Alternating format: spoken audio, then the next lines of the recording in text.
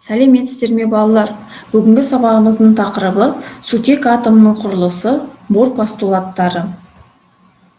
Сабағымыздың мақсаты бор постулаттары сутегі тектес атом үшін бор теориясы жайлы мағлұмат беру және оның формулаларын есеп шығаруда қолдана білуге үйрету. Оқу мақсаттары: сутек атомның құрылысы, бор постулаттарын түсіндіру, бор постулаттарын есеп шығаруда қолдану. Күтілетін нәтижелер: бор постулаттары сутегі тектес атом үшін бор теориясы жайлы мағлұмат алады және формулаларын есеп шығаруда қолдана білуге үйренеді. Бағалау критерийлері: бор постулаттарының артықшылықтары мен кемшіліктерін ажыратады, сутегі тектес атом үшін бор теориясының формулаларын есеп шығаруда қолдана алады. Алдымен кіріспе бөліміне тоқтала кетейік. Менделеев атомдық массалардың өсу ретімен орналасқан химиялық элементтер қасиеттерінің периодты өзгеруінің себептерін айқындап бере алмады. Элементтердің қасиеттері не себепті олардың салыстырмалы атомдық массаларына периодты түрде тәуелді болатыны белгісіз еді. Бірақ Менделеев элементтердің атом құрылысы айқындалған сайын бұл сұраққа жауап беруге болатынын алдын ала болжады. 20 ғасырда атом құрылысы айқындалып, оның құрылыс теориясы ұсынылды. Ғалымдар атомның ядродан және оның айналасында қозғалып жүретін электрондардан тұратынын анықтады. Атомның ішінде электр зарядтарының орналасу тәртібін анықтау үшін 1911 жылы Резерфорд өзінің шәкірттері Гейгер мен Марстенмен бірге тәжірибе жасады. Резерфорд жасаған тәжірибені қарастырып көрейік. Қорғасыннан жасалған контейнердің түбіне альфа бөлшектер шығаратын радиоактивті радий элементін орналастырған. Альфа бөлшектері өзекше тарала отырып фольганы соққылайды. Фольгадан өткен альфа бөлшектерді экран тіркеп отырады. Резерфорд альфа бөлшектерінің ауытқымай бірден фольгадан өтіп кететінін байқады. Алайда альфа бөлшектерінің аз бөлігінің 90 градустан артық бұрышқа ауытқуы, яғни олар фольгаға соғылып, кері бағытта ұшатыны таңдандырды. 8000-ға жуық бөлшектердің біреуі ғана осындай үлкен бұрышқа ауытқиды екен. Резерфорд 10 зарядталған альфа бөлшектерінің өз бағытынан ауытқуы, оның жолында 10 зарядталған бір нәрсемен кездесуінен деп түсіндірді. Бұл ядро болатын. Ядро дегеніміз 10 зарядталған, оның радиусы 10-13 сантиметр. Атомның массасы түгел дерлік ядроға шоғырланған. Оны айнала әртүрлі орбитамен теріс зарядталған электрондар қозғалып жүреді. Ең шеткі электрон орбитасының радиусы атомның радиусына тең. Бұл үлгі күн жүйесінің құрылымына ұқсайтындықтан оны атомның планетарлық моделі деп атады. Модель бойынша атом көлемінің басым көпшілігі бос болып шығады. Ядроның радиусы атомның радиусынан 100 000 есе. Атом күрделі жүйе. Оның центріне 10 зарядталған ядро бар центрінде. Оның заряды плюс, яғни 10. Ядроны айнала электрондар қозғалып жүреді. Қалыпты күйде олардың саны Z-ге тең.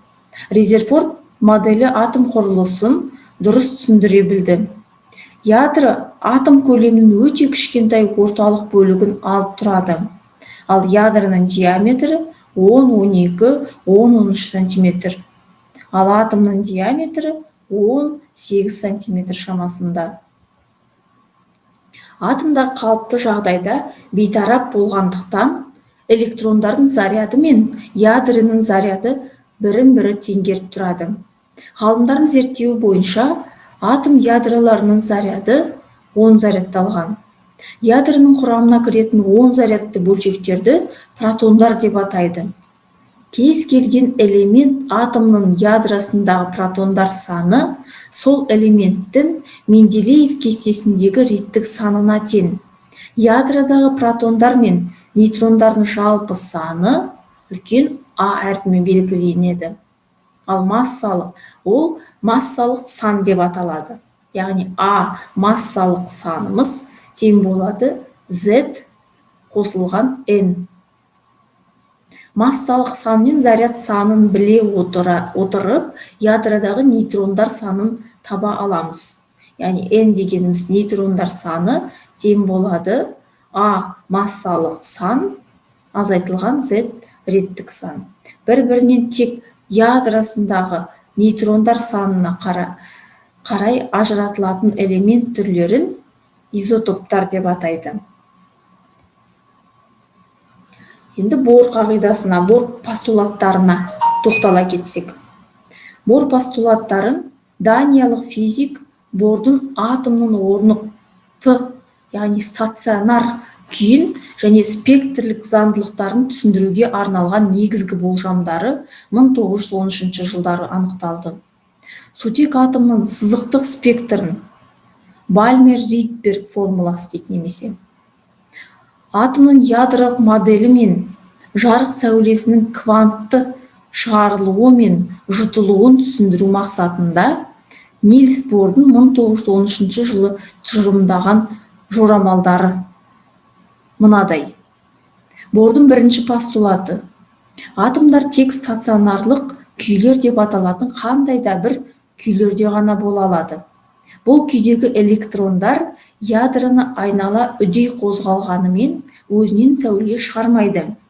Бірінші қағида немесе орнықты күйлер қағидасы. Атомдағы электрондар кез келген энергиясы бар орбиталармен емес, тек белгілі бір энергиясы бар орбиталар бойымен қозғалады. Оларды орнықты орбиталар деп атайды. Орнықты орбиталардың энергиясы тек белгілі бір дискретті немесе үзікті мәндерді ғана иеленеді. Электрондар мұндай орнықты орбита бойымен қозғалып жүргенде сәуле шығармайды. Бордың екінші постулаты бойынша сәуле шығару немесе жұту тек бір стационар күйден екінші стационарлық күйге өткен кезде ғана болады. Ал шығарылған немесе жұтылған сәуленің жиілігі мына шарттан анықталады. Яғни N-ші стационар күйден M-ші стационар күйлер энергиясы. Ал H Планк тұрақтысы. Екінші қағида немесе сәуле шығарудың жиілік шарты атом бір орнықты күйден екінші бір сондай күйге ауысқанда ғана жарықтың бір фотонын жұтады не шығарады. Шығарылған не жұтылған фотонның энергиясы екі орнықты күй энергиясының айырымына тең. Яғни H нью тең N-ші энергия күйінен азайтамыз M күйлер энергиясын азайтқанға тең. H нью деп отырғанымыз мұндағы нью шығарылған не жұтылған сәуле фотонының жиілігі. H деп отырғанымыз Планк тұрақтысы. Атомдардың энергетикалық күйлерін энергия деңгейлері арқылы белгілеп, сәуле шығару және жұту үрдістерін көрнекті түрде көрсету ыңғайлы. Үшінші постулаты. Бордың яғни үшінші постулаты энергия үздіксіз емес, тек белгілі бір порция, яғни квант түрінде бөлінеді, не сіңіріледі деген екен. Сутегі атомының, яғни Z ядро заряды Бордың моделі мұндағы теріс зарядты электрон атом бұлшасында орналасып, аз бірақ 10 зарядталған атом ядросын қоршайды. Электронның орбитадан орбитаға өтуі электромагниттік энергия квантының шығарылуымен немесе жұтылуымен өтеді. Оны мына суреттен көрсек болады. N 1-ге тең, келесі орбитамыз N 2-ге тең, келесі стационар күйіміз N 3-ге тең деп ары қарай кете береді екен. Атомдардың энергетикалық күйлерін көрнекті түрде сипаттау үшін энергетикалық диаграммалар қолданады. Міне жаңағы күйлерді біз мынадай диаграмма ретінде көрсетсек болады. Атомдардың әрбір энергиясының мәніне сәйкес энергетикалық күйі горизонталь сызықпен бейнеленеді. Бұл сызықты энергетикалық деңгейлер деп атаймыз. Міне мынау бірінші энергетикалық деңгейіміз. H мюміз тең болады екі энергетикалық деңгейден бір энергетикалық деңгейдің айырымына тең. Ары қарай кете береді. Екінші, үшінші, төртінші деп n-ші энергетикалық деңгейге дейін осылай ары қарай кете береді екен. Бордың бірінші постулаты бойынша атомда электрондардың белгілі бір стационар орбиталары бар. Яғни М-Е электронның массасы көбейтілген R радиусы көбейту нью тең NH. Электрон үшін Ньютонның екінші заңы мен Кулон үшін теңестірсек, мына екеуін Кулон заңы мен Ньютонның екінші заңын теңестірсек, бірінші өрнектен жылдамдық тауып, осы өрнекке қойсақ, біз атомның бор радиусы анықтап алсақ болады. N тең 1, Z тең 1 болатын болса, сутегі атомдағы электронның бірінші стационар орбитасының радиусын анықтаймыз. Оны бор радиусы деп атайды. Яғни бор радиусы анықталған шамамен 0,529 көбейтілген 10-10 дәрежесі метрге тең екен.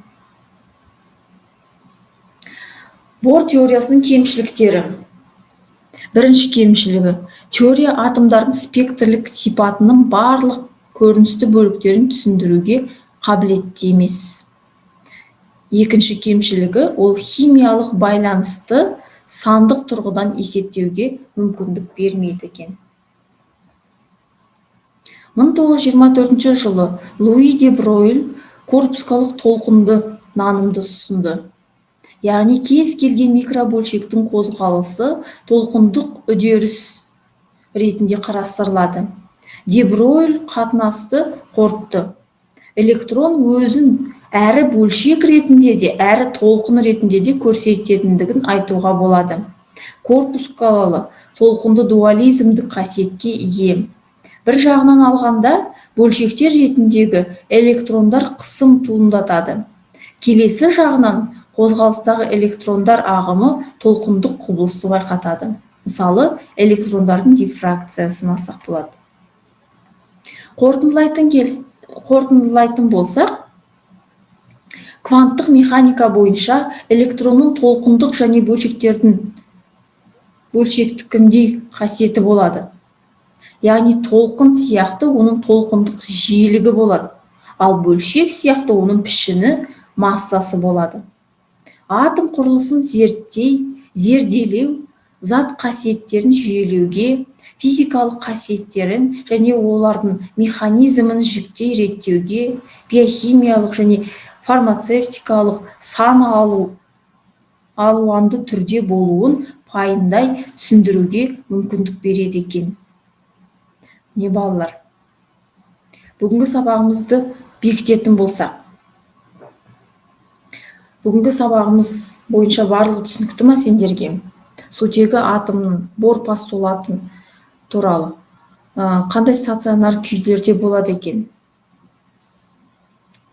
Сабағымызды бекітсек, бірінші тапсырма кестені толтыру.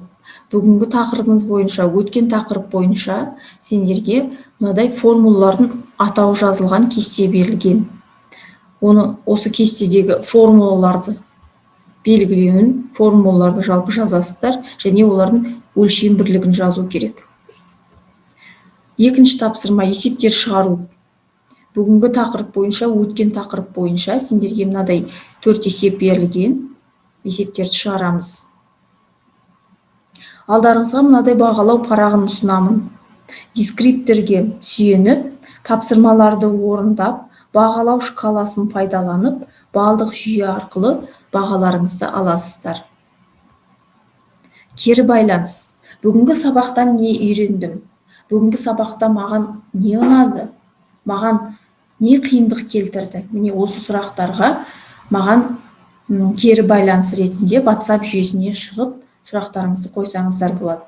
Және осы тапсырмаларды орындап Платон жүйесіне жіберулеріңізді сұраймын. Үйге тапсырма параграф 73-74 сутегі атомның құрылысы, бор постулаттары, 30-шы жаттығу, 1-ші, 2-ші, 3-ші есеп. Негізгі әдебиет біздің күнделікті жаратылыстану математикалық бағытындағы кітабымыз, Тұяқбаевтың кітабы. Осымен балалар, сабағымыз аяқталды. Назар қойып тыңдағандарыңызға рахмет.